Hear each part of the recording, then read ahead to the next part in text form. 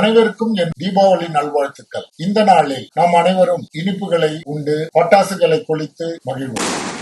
அனைவரும் கவனத்தில் கொள்ள வேண்டியது, பட்டாசுகளை வெடிக்கும் பொழுது முக்கியமாக குழந்தைகள் தான் பட்டாசுகளை அதிகம் விரும்பி வெடிப்பார்கள். கொஞ்சம் கேர்ஃபுல்லாக அவங்க இருக்கணும். அதிக வெடி சத்தம் உள்ள பட்டாசுகளை தவிர்க்க வேண்டும். ஃபயர் அதிகம் கொடுக்கக்கூடிய அந்த பட்டாசுகளை தவிர்ப்பது நல்லது.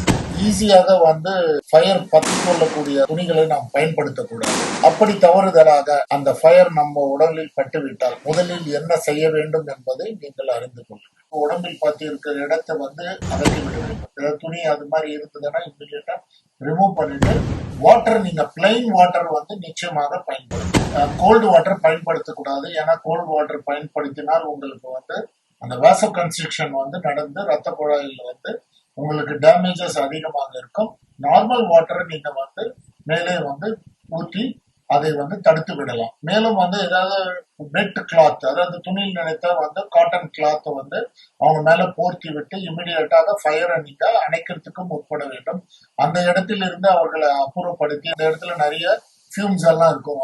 நிறைய கேசஸ் நம்மளோட லங்ஸுக்கு பாதிக்கும். தனியாக கொண்டு ஒரு பெஞ்ச், அது ஸ்டூல் மேல அவர்களை படுக்க வைத்து அவர்களுக்கு அந்த ஏரேஷன் நல்லா கொடுப்பதற்கு ஏற்பாடு செய்ய வேண்டும். மற்றும் நீங்கள் ரொம்ப டைட்டான ரிங்ஸ், டைட்டான துணிகள் போட்டிருந்தால் அதை ரிமூவ் செய்வது நல்லது. உடனடியாக எந்த தாமதமின்றி நீங்களே வைத்தியம் செய்து கொள்ளாமல் அருகில் உள்ள மருத்துவர்களை அணுகி நீங்கள் அவர்கள் கொடுக்கும் முதல் உதவி சிகிச்சை மற்றும் மேல் சிகிச்சைகளை பயன்படுத்திக் கொள்ளலாம். பயப்பட வேண்டாம். கொஞ்சம் எச்சரிக்கையுடன் தீபாவளியை கொண்டாடினால் உங்களுக்கு பிரச்சனைகள் எதுவும் இல்லாம ஹாப்பியாக நீங்கள் இந்த தீபாவளி திருநாள் கொண்டாட வேண்டும் என்றது கேட்டுக்கொள்கிறேன்.